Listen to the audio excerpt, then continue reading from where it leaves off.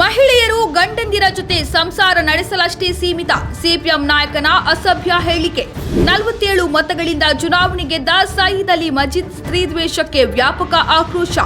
ವಿವಾದಿತ ಹೇಳಿಕೆ ಕುರಿತು ಬೇಷರತ್ತಾಗಿ ಕ್ಷಮೆಯಾಚಿಸಲು ಹೆಚ್ಚಿದ ಆಗ್ರಹ.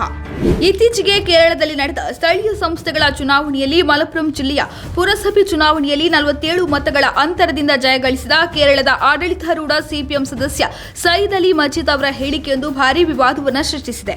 ಚುನಾವಣಾ ಗೆಲುವಿನ ಸಂಭ್ರಮಾಚರಣೆಗಾಗಿ ಮಲಪ್ಪುರಂ ಜಿಲ್ಲೆಯಲ್ಲಿ ನಡೆದ ಕಾರ್ಯಕ್ರಮವೊಂದರಲ್ಲಿ ಸಯೀದ್ ಅಲಿ ಮಜೀದ್ ಸ್ತ್ರೀದ್ವೇಷದ ಹೇಳಿಕೆ ನೀಡಿದ್ದು ವ್ಯಾಪಕ ಟೀಕೆಗೆ ಗುರಿಯಾಗಿದ್ದಾರೆ. ಮಹಿಳೆಯರು ಸೇರಿದಂತೆ ನೂರಾರು ಎಡಪಂಥೀಯ ಕಾರ್ಯಕರ್ತರು ಭಾಗವಹಿಸಿದ ಕಾರ್ಯಕ್ರಮದಲ್ಲಿ ಮಾತನಾಡಿದ ಅವರು, ಸ್ಥಳೀಯ ಸಂಸ್ಥೆ ಚುನಾವಣೆಯಲ್ಲಿ ಮಹಿಳಾ ಅಭ್ಯರ್ಥಿಗಳನ್ನು ಕಣಕ್ಕಿಳಿಸಿದ್ದಕ್ಕಾಗಿ ಮುಸ್ಲಿಂ ಲೀಗ್ ಅನ್ನು ಗುರಿಯಾಗಿಸಿಕೊಂಡು ವಾಗ್ದಾಳಿ ನಡೆಸಿದ್ದಾರೆ.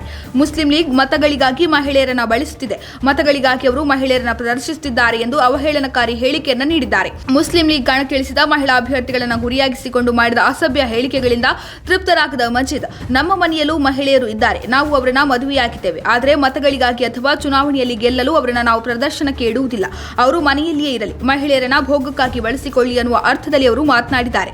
ಮಹಿಳೆಯರನ್ನ ಮಕ್ಕಳನ್ನ ಮಾಡಿಕೊಳ್ಳಲು ಮದುವೆಯಾಗಿ ಎಂದಿದ್ದಾರೆ.